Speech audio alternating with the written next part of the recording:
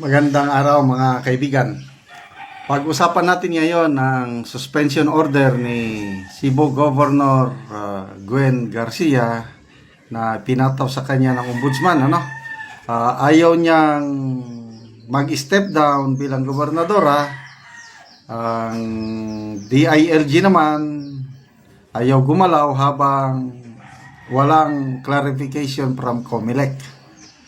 Ito, habang naghihintayan sila, ito may rest back move, hits back.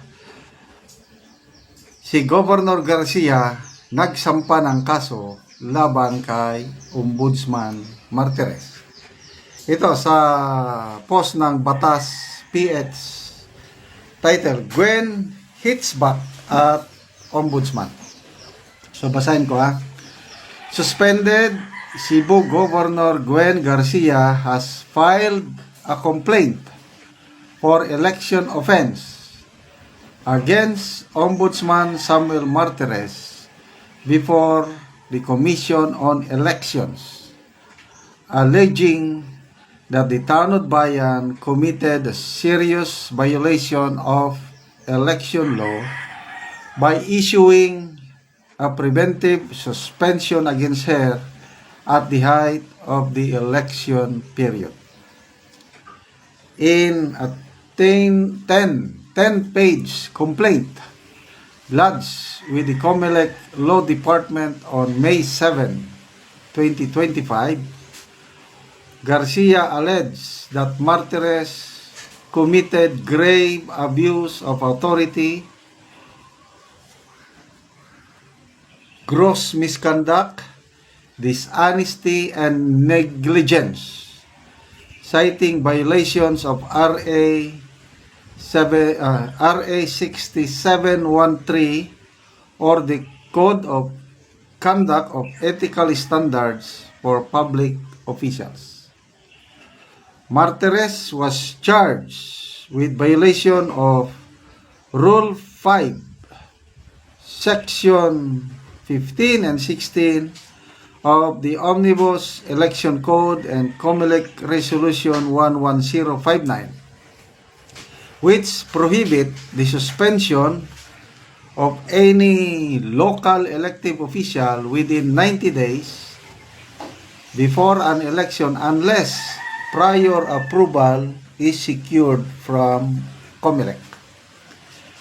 Garcia also cited Article 22, Section 261 of Batas Pambansa 881 as one of her legal arguments in saying that suspending an elected official during this period constitutes an election offense punishable by up to 6 years in prison, disqualification from public office, and loss of voting rights under Republic Act 9006 in relation to Section 264 of the Omnibus Election Code.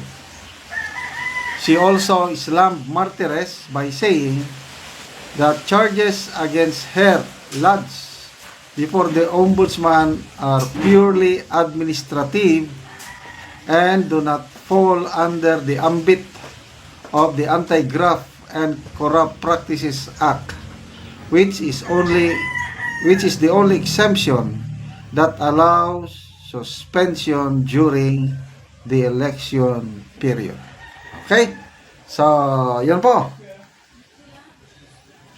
Magbasa tayo sa mga comments, Comments. Bobo Vlog, sabi, kaya walang asenso ang Pilipinas. Sky Carl, Happy Mother's Day sa Reyna. Hindi ko na lang basahin. Reyna ng blank. Medyo masama. Christian Ramos, Batas PH, nag-share ka ng fake news. I-amen mo naman yung na-share mo by clarifying na fake news yan. Batas pa name. Fake news pala ito. Hindi pala. Yung bayan mo na disqualified. John Mark Delphine Ignacio. I am not a fan of Gwen nor a hater, but her claims have legal basis to stand on. Ana Marie Perting Haura. Botuanon ini. Gwen is too much of a power addict who doesn't want to get out of her throne. See you there. Technically, you should know yourself, Gwendolyn, that it will not excuse you from the alleged long-term corruption you have done in Cebu. Feeling mo naman ma-erase irregularities mo kahit anong takip mo dyan. Jim Orts, sabi niya, defying Ombudsman Gwen's dangerous precedent. Jim Orts, tapos na. Abra Cliff, playing with fire, the order of suspension will not vanish. Instead, it wielded more with titanium. The election fever ends definitely and the order defied goes on. ATS DM, is Ombudsman removable from office through impeachment proceeding? Kung desidido si Gwen, mag-file siya ng impeachment complaint kay Speaker Martin. Reynaldo Bautista Noble, bridge over troubled water. Steve Crisologo, Tuara. Never ngit. Sos Gwen, enough of your nonsense. Okay, ito, may nabasa lang akong post na mayroong exception na pwedeng masuspend ang isang elected public official kung ang dahilan is graft and corruption. So, itong reklamo against kay Governor Garcia is nag-issue siya ng special permit sa isang kumpanya na magkuha ba yun ng quarrying sa isang protected area nung El Nino. Basta ganon. So, kung nag-issue siya na walang environmental permit, so, will that be considered graft and corruption? Anyway, hindi ako abogado, ano? So, tingnan natin kung anong magiging response ni Ombudsman Martires nito. Dati siyang justice ng Supreme Court. Palagay ko, alam niya yung ginagawa niya. Hindi siya mag-issue ng suspension order na yan pag alam niya na ayan, may omnibus election code na bawal palang mag-suspend 90 days kung ano. Let's leave this to Ombudsman Martires.